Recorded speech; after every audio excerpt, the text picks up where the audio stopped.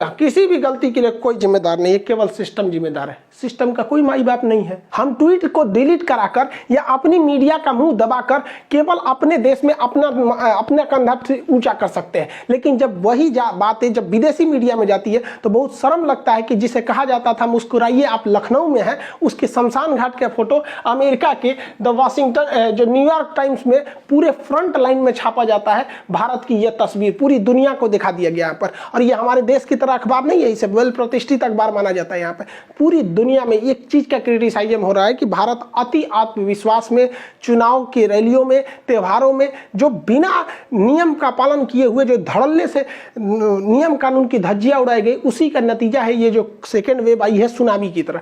देखिए ये second wave आई जरूर तेज है, अब काम की बात करते हैं, ये सेकेंड वेव जाएगी भी बहुत तेज, लेकिन आपको 15 से 20 मई याद रखिएगा, ये डेट बड़ी खतरनाक है। इस बीच आप लोग देखिएगा भारत में पर डे 6 लाख से ज्यादा मरीज मिलने लगेंगे, क्योंकि इस बीच तक हम लोग के पास इंफ्रास्ट्रक्चर है ही नहीं है। जो ऑक्सीजन प्लांट बोले गए हैं लगाने के लिए या जो लग रहे हैं, इन्हें 15 से 20 दिन लग जाएंगे। इस बीच आप अपने आप को बचा के रखिए, आपके लिए और देश के लिए बेटर है। देहात में क्या होता था, हम लोग के यहाँ जब कभी बारात ज्यादा आ जाती थी और खाना घट जाता था तो हम लोग बाराती को बताते नहीं थे कि खाना घट गया, हम लोग उन्हें एक प्रोग्राम में लेके चले जाते थे। इधर से आप कुछ मंत्र बोलिए, उधर से वो बोलते थे, कंपटीशन होता था कि हम कितना जानते हैं, आप कितना जानते हैं, लड़की वाला और लड़का वाला। ये कंपटीशन 1-1.5 घंटा चलता था, लोग भूल जाते थे। इसी बीच जो जब खाना बन जाता था तो गांव के बुजुर्ग आदमी बोलते थे, अरे अरे चलिए चलिए बारात को पहले खाना तो खिला दीजिए, उधर खाना बन जाएगा। इसलिए ये 15 दिन वेट कीजिए ताकि सरकार जो लगा रही है ऑक्सीजन प्लांट वगैरह वो अच्छे से लग जाए। उसके बाद आप देखिएगा कि जिस तरह से ये कोरोना का सेकेंड वेव आया है उसी तरह से ये डाउन होगा।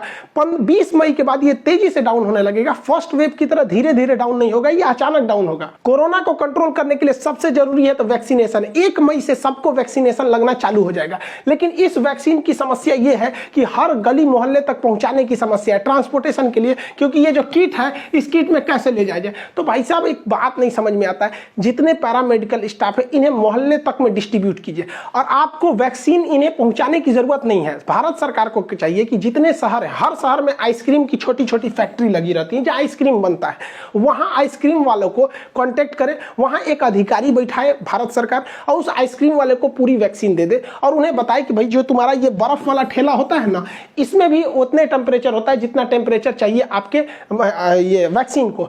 इनको कहिए ये गली मोहल्ले तक पहुंचा देंगे। जिस तरह से मोहल्ले मोहल्ले में पोलियो ड्रॉप पिलाया गया ना, ये आइसक्रीम वाले चाहे ना तो मोहल्ले मोहल्ले घर घर जाके वैक्सीनेशन का काम कर सकते हैं। इनके साथ बस नर्स लगा दीजिए, एक मोहल्ले में एक नर्स रहेगी, ये आइसक्रीम के लगाएगा, इसमें पास वो होता है भोपू पोपू पोपू बोलते रहता है, सब लोग आके लगवाइए लेंगे यहाँ पर। अब बताइए गर्मी का दिन आ रहा है, ये बेचारे उम्मीद में थे कि हमारा रोजगार मिलेगा, तो भारत सरकार इनका रोजगार भी नहीं ले सकती। इनसे सहयोग लीजिए और इनको जो दिहाड़ी के हिसाब से जो सैलरी बनता है वो हिसाब से दे दीजिए, इनका रोजगार भी नहीं जाएगा। इससे क्या है कि हमारा देश और देशवासी दोनों खुश रहेंगे। हमें रोजगार बहुत चला गया लोगों का यहाँ पर, तो गवर्नमेंट सोच रही कि हम कैसे ले जाएंगे गली गली तक वैक्सीनेशन को, कैसे ले जाएंगे। आप देखिए ना, भारत जुगाड़ का देश है, यहाँ जुगाड़ पे पूरा देश टिका है। जो यहाँ का जुगाड़ नहीं सीखा वो क्या सीखा। जब तक दवाई नहीं तब तक ढिलाई नहीं। अपने हाथों को बार बार अच्छे से धोते रहिए।